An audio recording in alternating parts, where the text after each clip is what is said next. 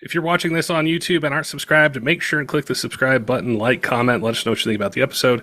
If there's a particular guest or topic that you'd like to hear on the podcast, we're always checking your feedback and love to be able to get your comments and suggestions on the future episodes. And that's where today's comes from. We got an email from a listener who wanted to hear about oil bypass systems. Specifically, he wanted to hear from Filtration Solutions Worldwide. So I'm going to be joined by Randy. He's the president of the company. We're going to talk about what it does above and beyond the engine's oil filters. There's a lot of great details I'm sure we're going to get into. Definitely looking forward to the chat. Before we get to it, we want to give a shout out to one of our sponsors that help makes the Diesel Podcast possible. Kershaw Knives has been a longtime supporter, and they have a 40% off MSRP code just for Diesel Podcast listeners.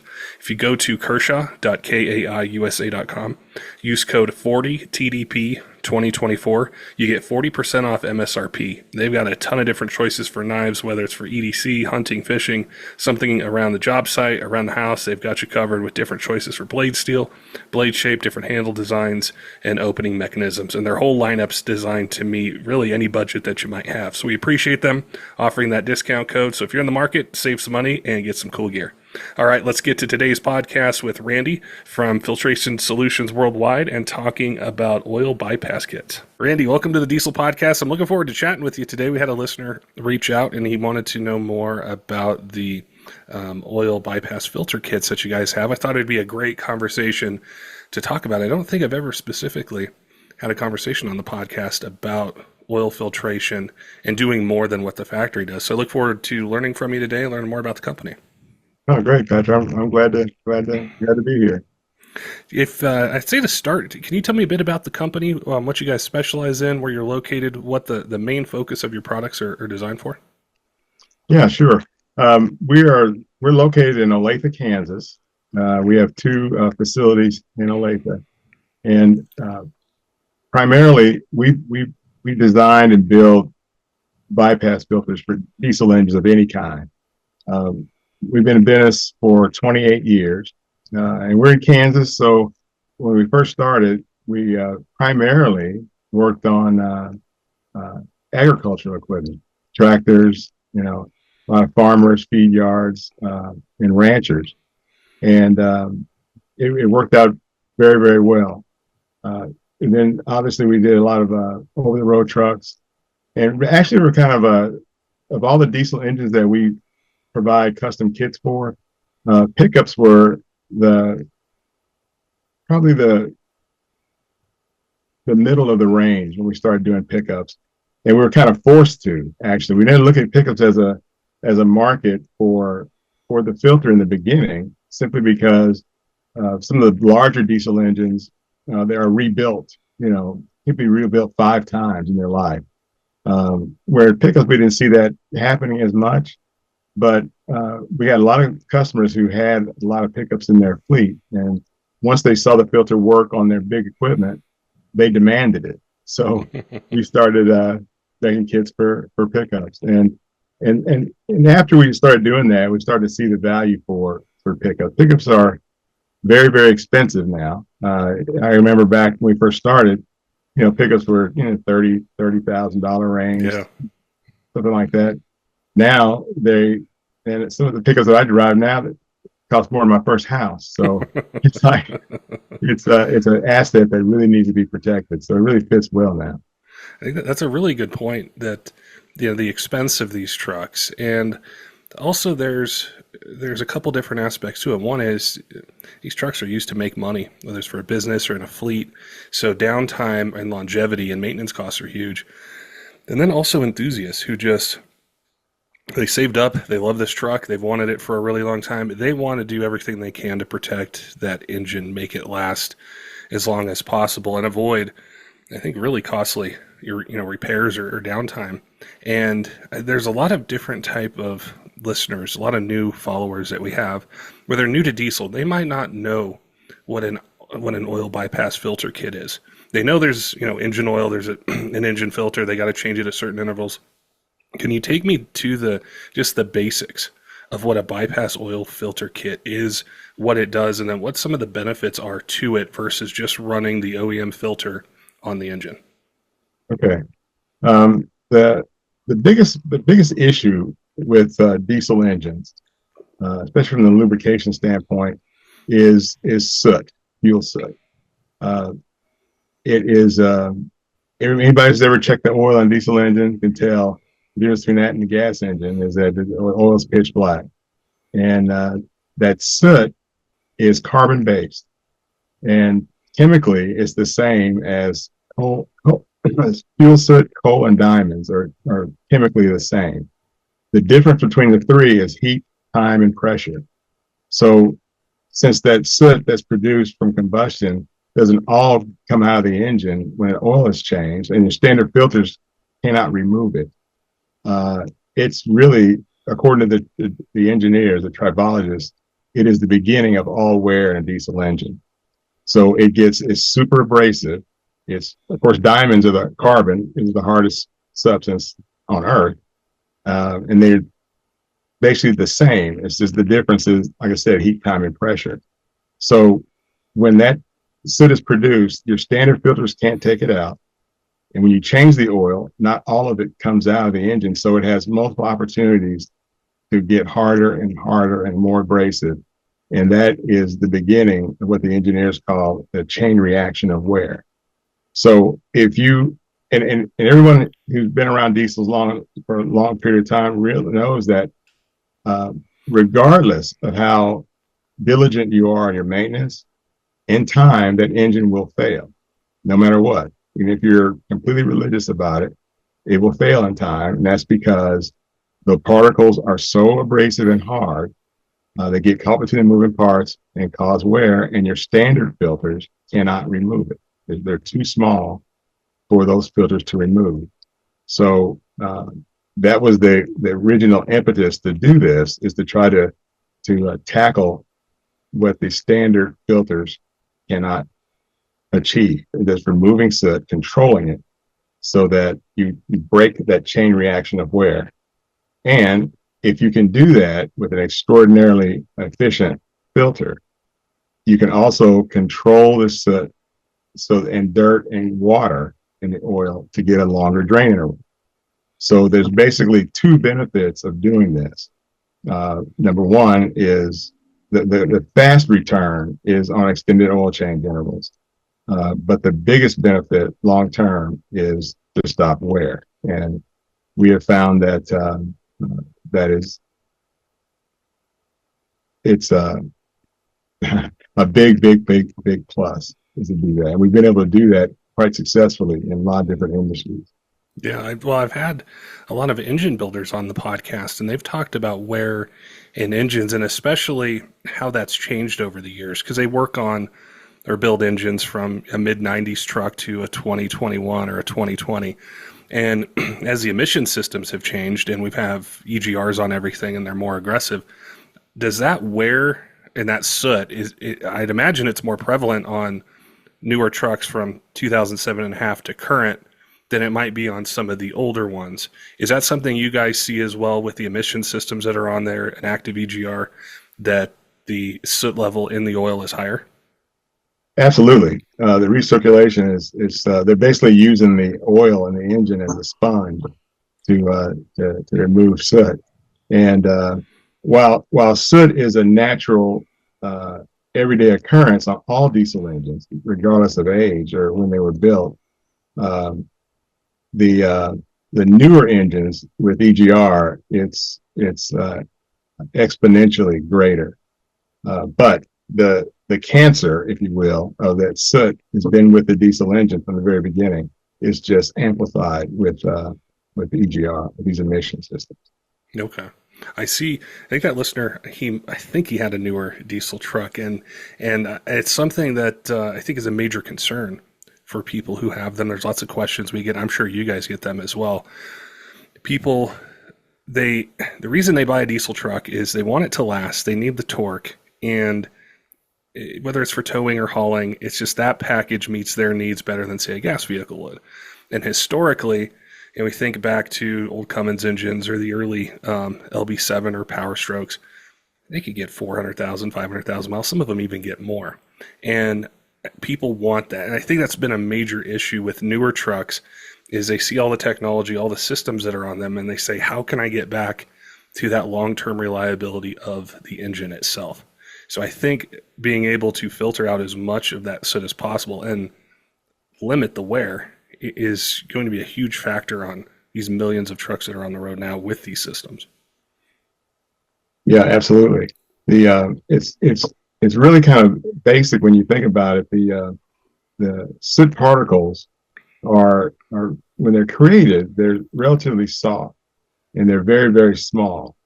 The problem is that the full flow filter on the engine is really not designed to clean. If you think about it, you look at the efficiencies that they have, regardless of brand, regardless of the materials that they use, they're all between 90% efficient, between 28 to 40 microns. Typically, they're all in the 30 micron range. And the reason that is because they're, no matter which brand you get, which type they have, or what their unique selling proposition is, every one of them has to allow a certain amount of oil to pass that through that filter at all times, regardless of how full it is. So on most diesel engines, from pickups onto the big engines and over the road trucks and heavy equipment, that's in the excuse me, in the 30 to 40 30 to 40 gallons per minute range. So the problem is when you have to have oil delivered to every spot in the engine at a rate of 40 gallons per minute, if you try to clean in that environment, and if the filter can actually clean, it will load. And as it loads or fills up, the amount of oil that passes it drops. So if they try to clean in a full flow environment, you're going to basically, and it does its job, you're going to starve the engine of lubrication. So they have to let basically everything pass through that filter, because dirty oil delivered on time is much better than perfectly clean oil delivered late. An engine that has perfectly clean oil, that the oil is flowing too slowly, won't last near as long as an engine with no filter on it, and the dirty oil being delivered, adequately on time. So in that environment, a full flow environment that you got your truck with from the factory, it can't remove soot. The soot is too small, and if it did, you'd have as the filter fills up, the amount of flow downstream would diminish. The pressure would go up, the relief valve would open, and then you would have unfiltered oil circulating through the engine. So in a bypass environment that we are in, we can be much, much more efficient. So instead of 90% efficiency at 30 microns or 40 microns, our filter is 98% efficient at 0.9 microns. So we'll be able to control the soot, which is when it's created, is in around the 0.5 micron range, and typically lives in the 1 to 3 micron range in the engine. It can get bigger than that if the oil is not changed, or if it's run longer, or if it's, like I always say, if there's enhancements or diesel steroid on board, it produces a lot of soot because it produces a lot more horsepower. The size can get a little bit bigger, but typically it's always less than 10 microns. And all the full flow filters are 90% efficient at 30 to 40 microns. So the soot passes right through those filters untouched. And in a bypass mode, where we are at 98% efficient at 0.9 microns, we're not responsible for lubrication. So we take a small feed of oil, and our filter is rated 1.5 gallons per minute, as opposed to 40 gallons. We'll take that small feed, super clean that oil, and put it right back into the crankcase, and it runs constantly at that level. And on a pickup, regardless of the brand, at 1.5 gallons per minute, all the oil in that engine will go through our filter about 20 to 24 times an hour. So it's constantly circulating through the filter, cleaning it down to 0.9 microns, and delivering that clean oil back to the engine. And that allows us to, that speed and that efficiency allows us to keep up with the soot that the engine's producing. So that we can talk about oil analysis later, but the chemical properties of the oil allow, by controlling that soot, allows it to be a much longer drain interval if you choose to. But most importantly, uh, at that micron rating, everything that can get caught between the moving parts and cause wear is removed. It's a really interesting relationship and an explanation that you provided for it, because I can understand now why the OEM system isn't filtering the way it is, because it's wanting the lubrication. That's what it's wanting to do, whether it's for a warranty of the engine or anything like that. That's what its focus is. But in a bypass setup, you guys aren't focusing on supplying this lubrication to all the different parts of the engine. You're focused on how do we filter out as many contaminants as possible so the engine can have the freshest oil possible. So I think that relationship between the two, or how the two work together, is really important. Yes, it is. When you're not, the other thing too is by slowing the flow of the oil down through our filter to 1.5 gallons per minute, it is advantageous because even if you could remove soot at 40 gallons a minute, soot when it's created is relatively soft. Now, the problem with soot is that over time, in those pressures, it gets very, very hard. But when it's created, it's relatively soft. So if you try to catch it at 30, 40 gallons a minute, it will shear when it hits that media. And it'll be small enough where you'll never catch it. It shreds it down to a lot smaller particle sizes. But what we do at 1.5 gallons per minute, once it hits our media, and our media, by the way, is divided into 9 sections. So we take out the smallest particles, the biggest particles on the outside of the filter. And as the oil passes through, we take out smaller and smaller sized particles all the way into the core. So when the soot hits our filter at a slower rate, it allows us to capture that soot and hold it in each station without shearing it. So we don't have any problems whatsoever dealing with the smaller size of the soot and the texture, the fact that it's a lot softer when it's created.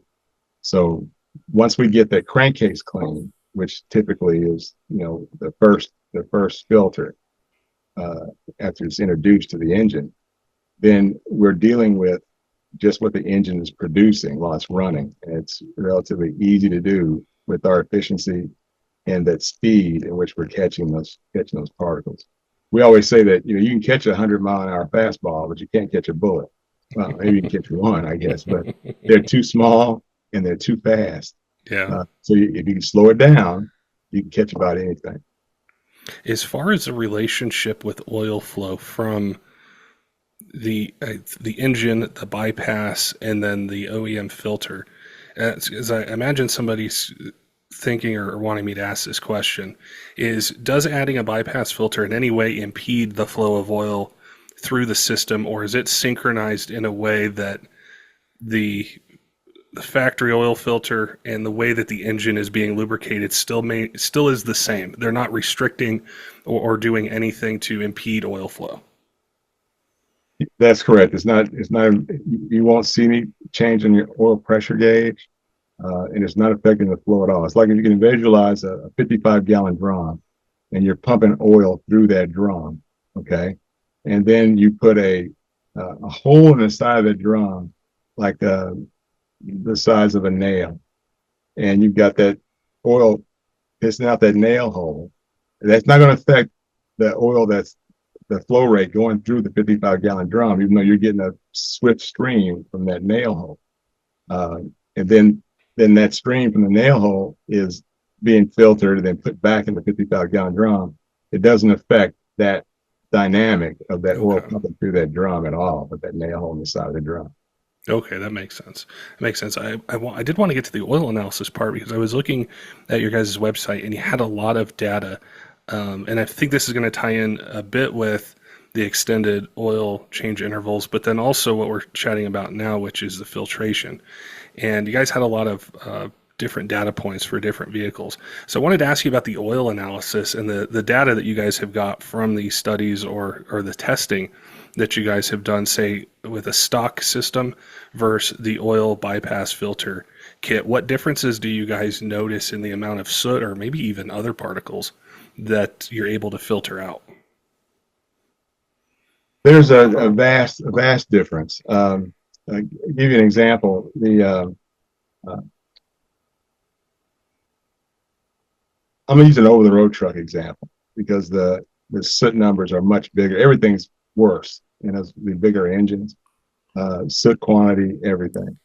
But our typical over-the-road truck is changing oil with petroleum-based oil. Is changing oil at 80,000 miles, changing our filter every 15,000, and changing oil at 80. And we have a lot of customers in the 100 to 150,000 mile range with petroleum-based oil. But the average is 80. The customers who use synthetic oil, the average oil change is 200,000 miles, changing our filter every 15,000. Now, no one ever goes from 10,000 mile oil change to 200,000 mile oil change blindly. We do it based on oil analysis. So one of the things that we see pretty commonly, give you an example with Detroit engines. Detroit says that 5.0% soot is normal. Used to be 3%, and then once the EGR and stuff started happening, they moved it to 5. So 5.0% is normal at 20,000 miles. Okay, with our filter on at extended drain at 80,000 miles, the soot numbers for a Series 60 Detroit are typically 0.5% soot, not 5.0, 0.5%. So it's the amount of soot that's in the oil without the filter versus with the filter is dramatically less. Yeah. And we tend to keep it. Now, the Detroits and Max tend to have the highest soot numbers just because of the way their timing is retarded. But even on a Cummins or Caterpillar or PACCAR engines, the soot numbers typically are in the 3% range, 4% range. And with our filter on, it's 0.1, 0.2, 0.3%. So a vast difference. Now, that is important in a lot of different ways because controlling particulate in the oil is super important. But one of the things that a lot of customers will ask about is, okay, filtering the oil is fine, but what about the chemical health of the oil? How do you protect against acids and the additive package and everything else? And we do that. There's several different combinations of ways that we do that, but it's all evidenced in the oil sample report. So you can see everything about whether you want to extend your oil drain interval or not, where in the engine is all visible in the oil analysis report. We can get into that in detail, but I wanted to kind of touch on that a little bit. Then I'll let you direct to the next level. But if you'd like, I can continue with the oil sample. Common question we get from you guys a lot is, hey, I need a diesel engine. I either can't wait this long to get one, or normal place I get stuff from it just takes too long, or they don't have the parts in it that I need. Maybe my truck's not stock or I tow heavy with it.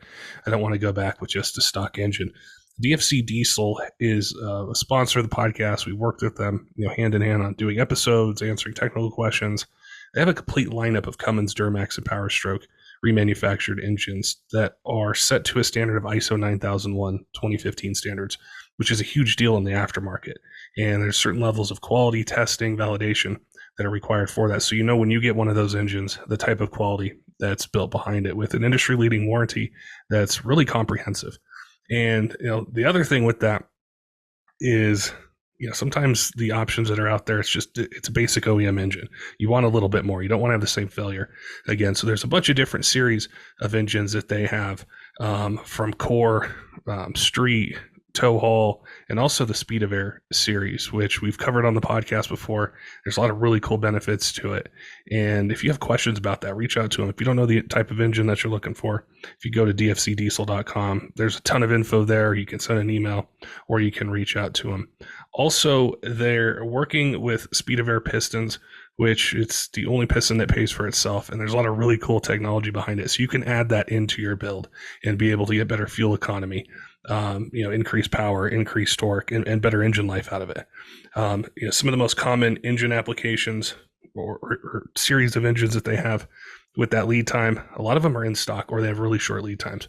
So you can check your favorite retailer or go to dfcdiesel.com, check them out, see what's in stock, see what you can get. If you have questions, maybe you want to do something that's outside of the normal series of engines, they have tons of choices for rods, cranks, pistons, valve train upgrades, tons of different things. So if you're in the market, definitely make sure and head on over and check them out.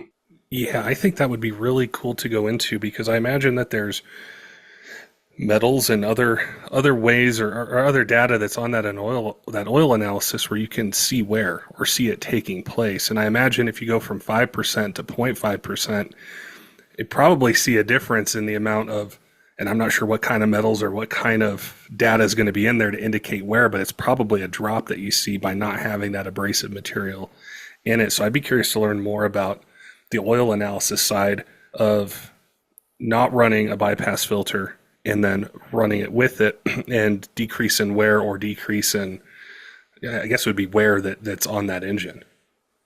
Okay. That's a good point, and that's really the essence of what we do.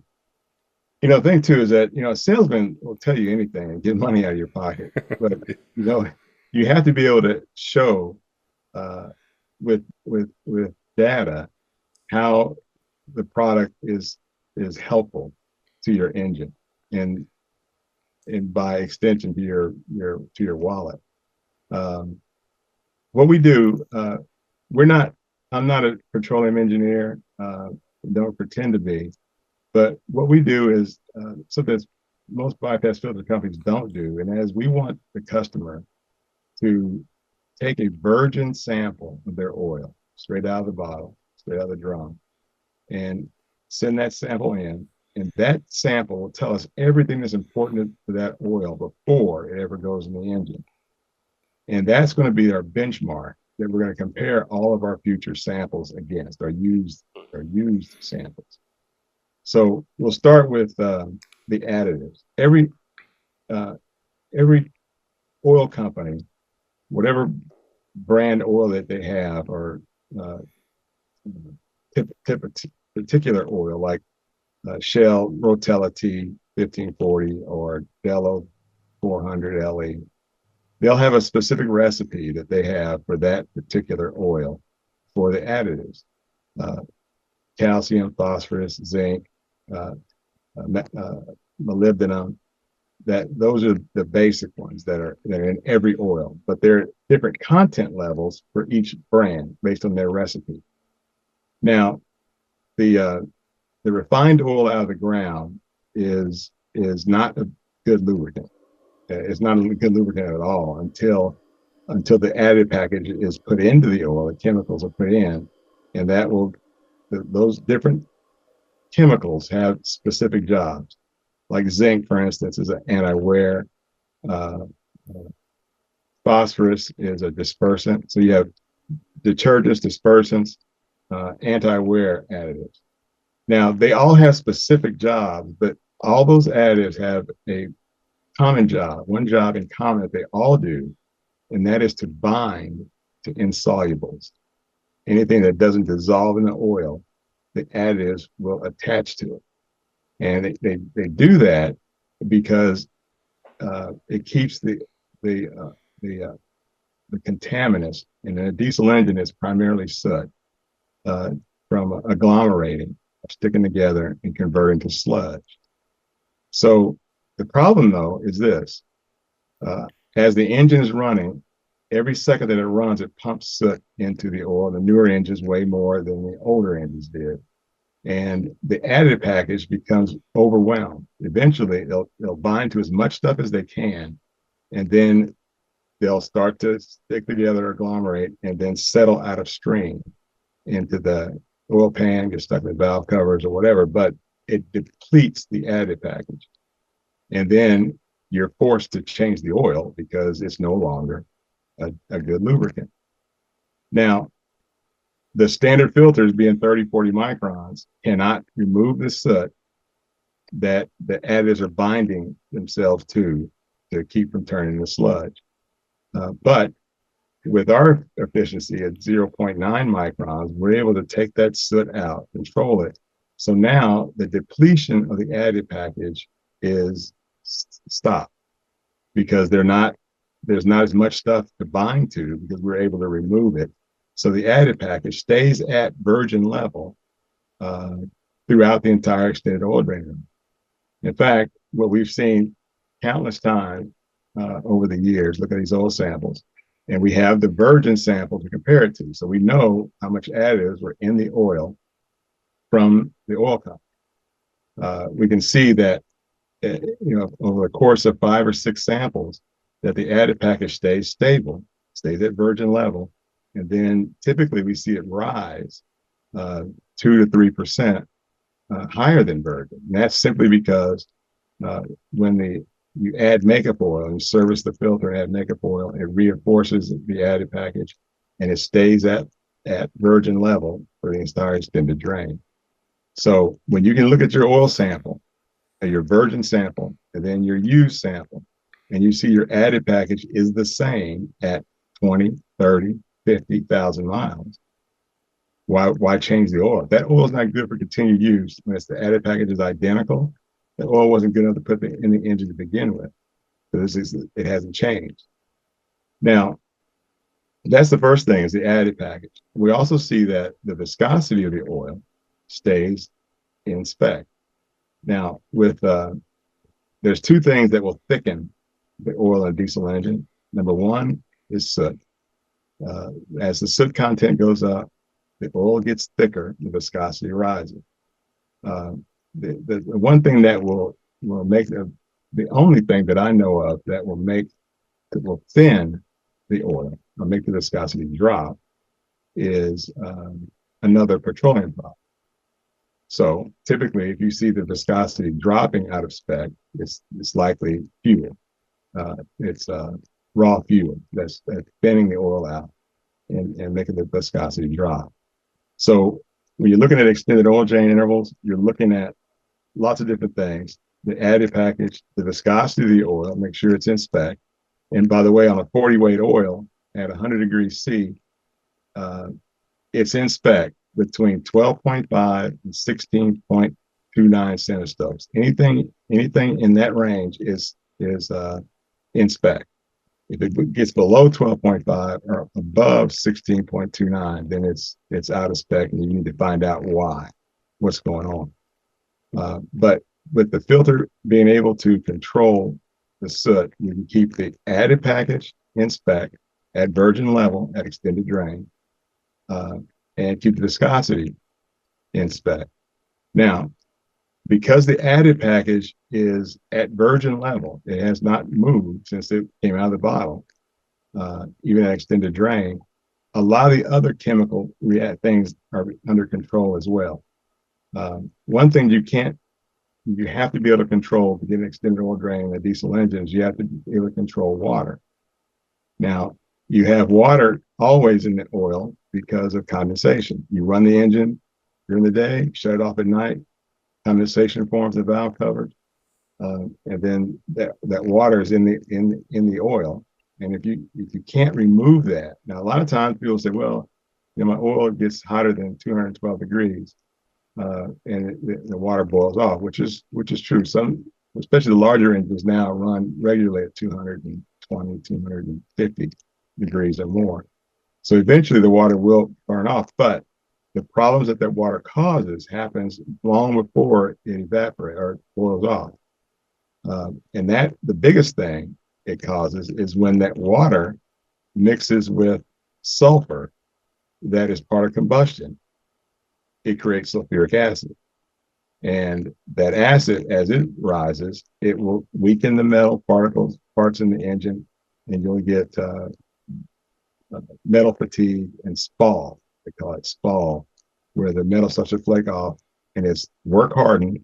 So when that metal touches other moving parts in the engine, it just rips it to shreds, like chromium from rings, lead from bearings, aluminum from pistons and liners. So you have to be able to control the water to control the acid to get a longer drain interval. Our filter will hold 12 to 14 ounces of free or emulsified water. So we can control that and keep the acid levels and the TBN in spec. So when you get your longer drain interval, you can see, compared to your virgin sample, that the TBN and TAN levels are in spec and you're free to keep going as far as you want to on your oil. Until typically what we find is that the customers give out before the oil does. They'll get to a certain point and they say, "Uncle, I know this oil is perfectly clean. I just can't take it anymore." And they'll change.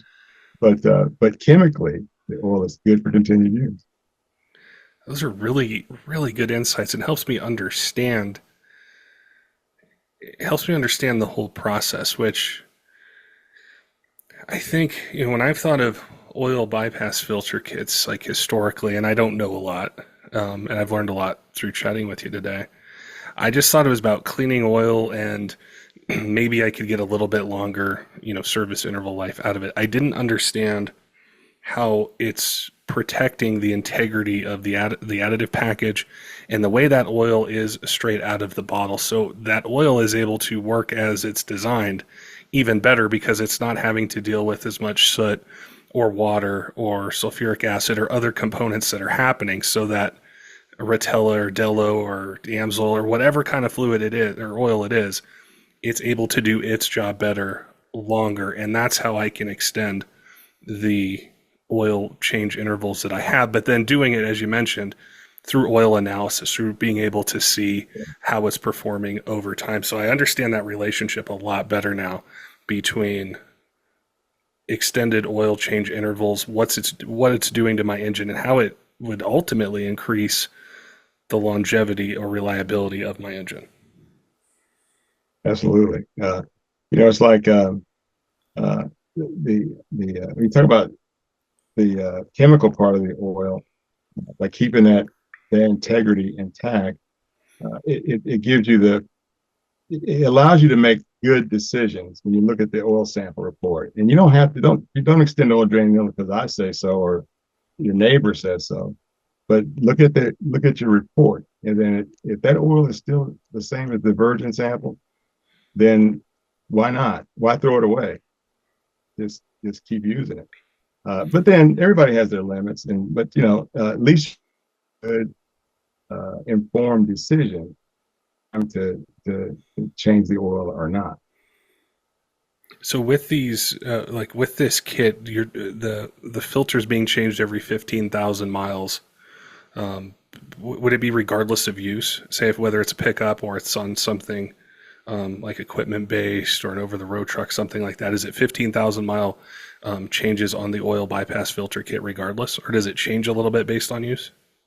It does a little bit, but we've kind of, for 28 years, there's always been this back and forth, tug of war on what to do with pickups versus over the road. And we basically now have adjusted the media so that like a pickup truck is the amount of oil that we're dealing with is 3-4 gallons, whereas in an over the road truck it's 10 to 12 gallons. The over the road trucks produce more soot. They have more problem. Whatever is a problem, they've got more of it. And but the way we've got it designed is for both applications will be set at 15,000. And with the pickup truck, that may be a lot for some people. A lot of people won't put 15,000 miles in their truck in a year. Whereas then we have other customers who use their truck for work that drive 130,000 miles a year, just like an over the road truck. Yeah. So, but at 15,000, what our most conservative pickup customers do is, let me say this too. We want you to change our filter every 15,000 miles, regardless of how far you go on the oil, but that's the service interval.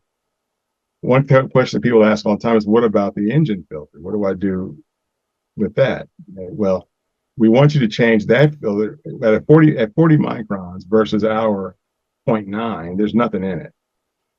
So you can extend the life of that filter along with the oil. One of the reasons you can run it longer is because the structural integrity of those paper pleats is still intact because it hasn't collected anything. There's nothing for it to do, really, at being 40 micron efficiency versus our 0.9. But because it's just paper and it wasn't designed to stay in the oil bath under pressure indefinitely, we want you to change that filter when you change your oil, or at least once a year, whichever comes first. So every year you'll change your engine filter, and then you can run your oil and change our filter every 15,000. But just change that factory filter at least once. Change your oil, or at least once a year, whichever comes first.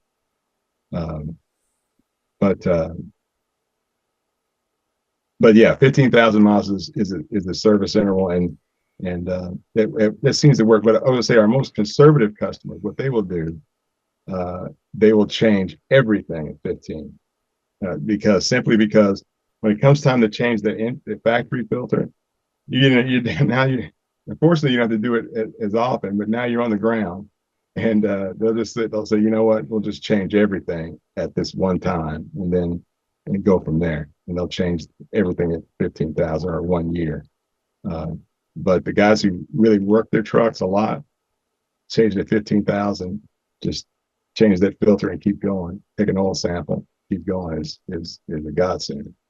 Not just for money, the cost of an oil change, but time. Yeah. Yeah, I could see that factoring into it a lot as well. I did want to ask you about the kits themselves, because I saw on your website you have different engines, year makes, models. I wanted to ask you about the kits themselves. Like, say I have a 2010 Ram or a 2004 Duramax or Ram or something like that. Are the kits specific to different year range trucks, different engine codes, engine types that are out there in pickups? Yes, all of our kits are custom. So if you tell me you have a 2006 Ram with a 5.9, we'll have a custom kit for that exact truck and engine combination.